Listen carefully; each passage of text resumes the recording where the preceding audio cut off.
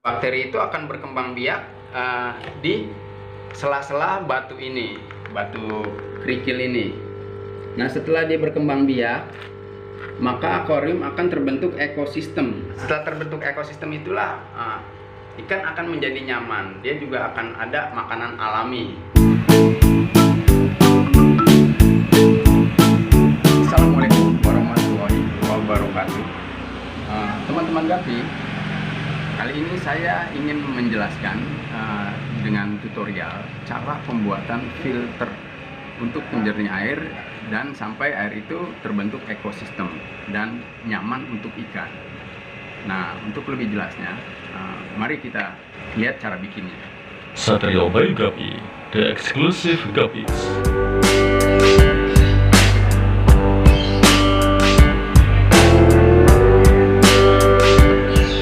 Ya, teman-teman, ya tonton sampai habis karena ini penting banget buat kalian, anda-anda yang memelihara ikan, terutama ikan gapi. Ya, ini penting banget. Nah, tonton sampai habis ya. Jenis filter itu ya yang saya tahu ada 3 jenis filter. Ada filter mekanik, filter kimia, dan filter biologi. Nah, ini filter yang sering kita lihat ya. Yang sering kita, hampir semua orang tahu lah ini filter untuk penyaring ya. Ini biasanya di dalamnya dikasih busa. Busa untuk memisahkan kotoran ikan, sisa-sisa makanan dengan air. Ya, ini yang disebut filter mekanik. Cara kerja filter ini adalah air tersaring, kotoran-kotorannya nih menyisakan kotoran di busa-busanya. Makanya air bersih karena disaring dia. Biasanya nih ada busa seperti ini. Nah, ini busa-busa seperti ini. Nah, jadi nanti di sini busanya biasanya ini sampai kotor baru kita cuci. Nah, filter ini disebut filter mekanik, air bersih karena disaring. Yang kedua ada filter kimia. Nah, filter kimia ini biasanya ini filter ini menggunakan bahan-bahan kimia. Ya, biasanya umumnya nih seperti di pengisian air isi ulang ini ada filter-filter seperti ini. Cuma ukurannya lebih besar. Nah, ini saya buat yang kecil untuk kebutuhan akuarium aja ya. Nah, kenapa disebut filter kimia? Ya, biasanya filter ini menggunakan bahan-bahan yang kimia kayak misalnya kayak batu zeolit, karbon aktif, bahan-bahan lain yang membutuhkan kandungan-kandungan kimia.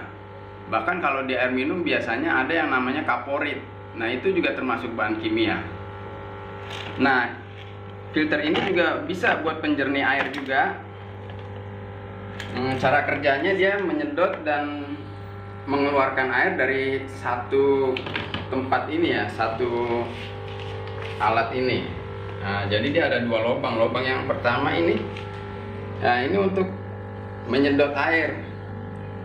Nah, ini masuk ke akuarium juga. Nah, nanti saya contohkan. Nah, lubang yang pertama ini untuk menyedot air dari akuarium. Nah, seperti ini. Nah, yang satu ini untuk mengeluarkan air. Nah, pada saat air keluar ini air sudah bersih. Nah, semua kotoran tersaring di sini sekaligus terserap kotoran-kotorannya di dalam ini. Jadi setiap saat kita harus membersihkan tabungnya ini. Ya, mungkin itu aja filter mekanik dan filter kimia ya.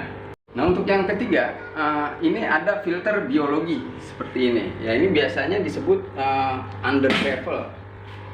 Biasanya disebut filter undergravel karena membutuhkan bahan-bahan seperti batu, pasir, dan ditempatkan di dasar akuarium.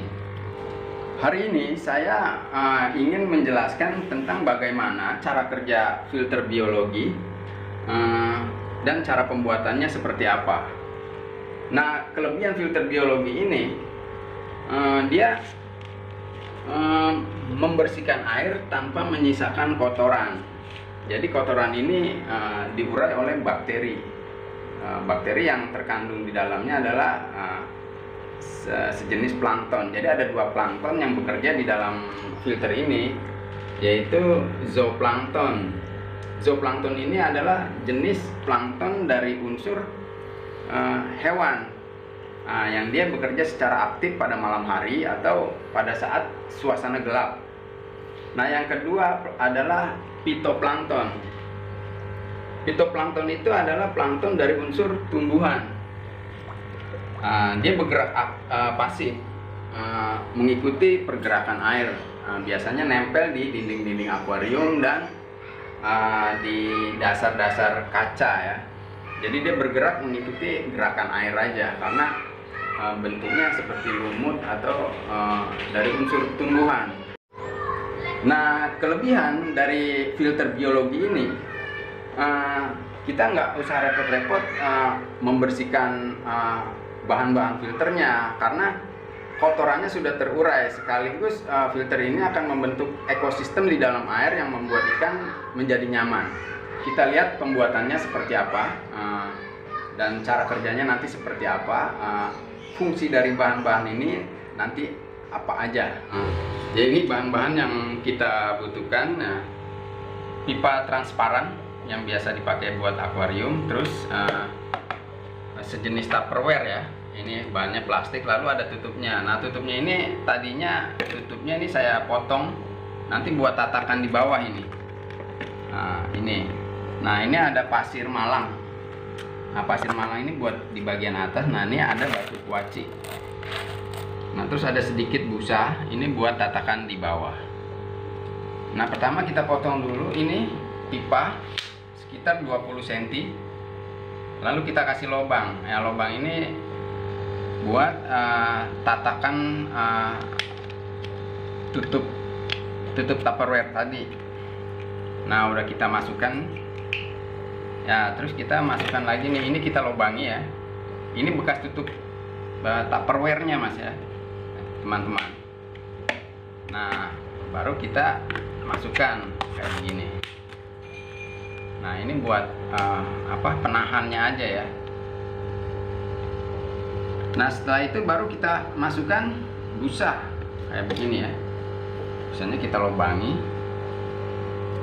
Nah, baru kita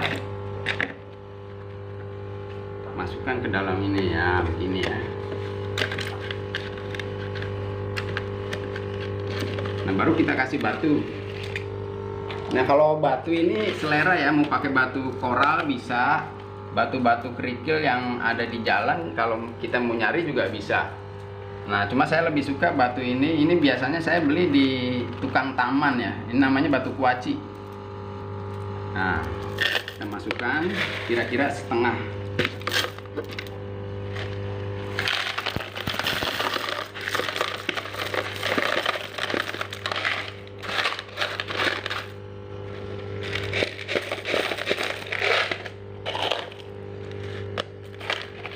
Nah, kita masukkan batu-batu ini. Kenapa sih harus pakai batu? Karena fungsi batu ini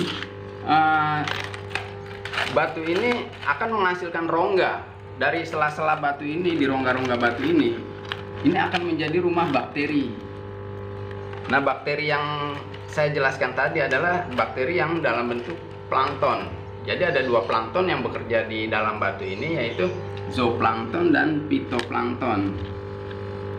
Nah, setelah kita masukkan batu, baru kita masukkan pasir. Nah, ini pasir malang. Nah, ini belinya gampang sekali ya, di toko akuarium juga banyak.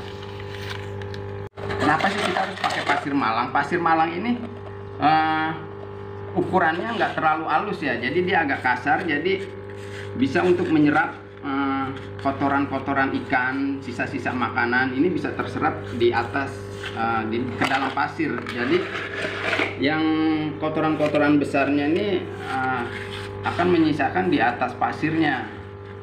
Nah, nanti dari sisa-sisa kotoran itulah yang akan jadi makanan bakteri. Jadi kotoran itu akan terurai.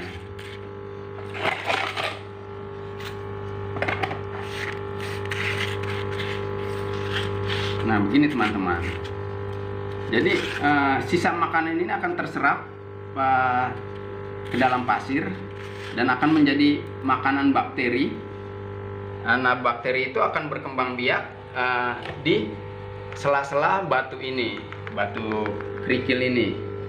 Nah, setelah dia berkembang biak, maka akuarium akan terbentuk ekosistem. Nah, setelah terbentuk ekosistem itulah ikan akan menjadi nyaman. Dia juga akan ada makanan alami. Nah, sekarang kita pasang ya. Satu lagi nih. Nah, ini sambungan pipa L ya. Nah, ini kita lubangi di atasnya nih. Terus kita masukkan selang. Nah, tujuannya ini nanti buat memasukkan gelembung air ya dari mesin aerator. Nah, ini kita kasih sambungan di atasnya. Terus kita sambungkan di sini. Langsung ke mesin ya. Ini langsung ke mesin kayak gini ya. Nah, sekarang kita masukkan ke dalam akuarium.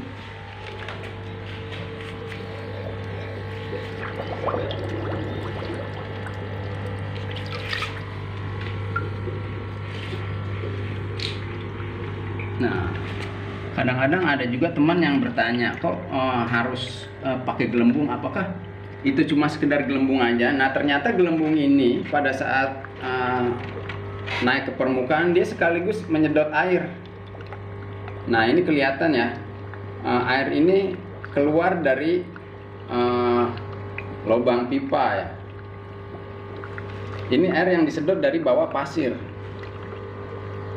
Nah, jadi air inilah air yang nantinya air bersih yang sudah tersedot ke dalam pasir, masuk ke dalam pasir ini disedot lagi oleh gelembung tadi. Nah, makanya ini yang sudah jadi seperti ini. Nah, ini sebetulnya itu gelembung itu yang dari lubang itu dia menyedot air juga. Jadi lama-kelamaan air menjadi bening. Jadi bening. Nah, ikan akan menjadi nyaman. Teman-teman, alhamdulillah sudah selesai filter biologinya. Nah, cuman saya membandingkan dengan filter-filter yang lain ya. Kalau ini filter mekanik, dia bekerja secara teknik. Air menjadi bersih karena disaring. Cuman nanti bakteri-bakteri yang kurang baik tetap akan berkembang biak di dalam akuariumnya. Begitu juga filter kimia kurang bagus juga buat ikan ya, karena ada kandungan kimianya juga. Cuman kalau menurut saya yang lebih bagus ya sistem biologi. Jadi semuanya alami. Harganya juga relatif lebih murah. Bahan-bahannya gampang dicari, gampang dibikin juga. Kalau wadahnya selera ya, mau yang lebih besar boleh, yang lebih kecil boleh. Bahan-bahannya cuman batu sama pasir aja. Yang lainnya untuk filter biologi ini dalam jangka waktu 6 bulan nggak perlu dikuras. Ya paling kita hanya menyisakan mengurangi air saja sepertiga akuarium. Baru nanti kita isi air baru atau sambil kita sedot kotoran-kotoran di bawahnya. Jadi untuk saringan ini sendiri bisa sampai 6 bulan nggak perlu dibersihkan. Jadi filter ini untuk membuat waktu Anda tidak terbuang. Kita bisa nyaman miara ikan. Nah, jangan lupa kasih tahu juga teman-teman kalian karena penting juga buat pemeliharaan ikan. Jadi filter biologi paling bagus di antara filter yang lain. Jangan lupa like, share, komen, subscribe di channel Satrio Bayu Gapi.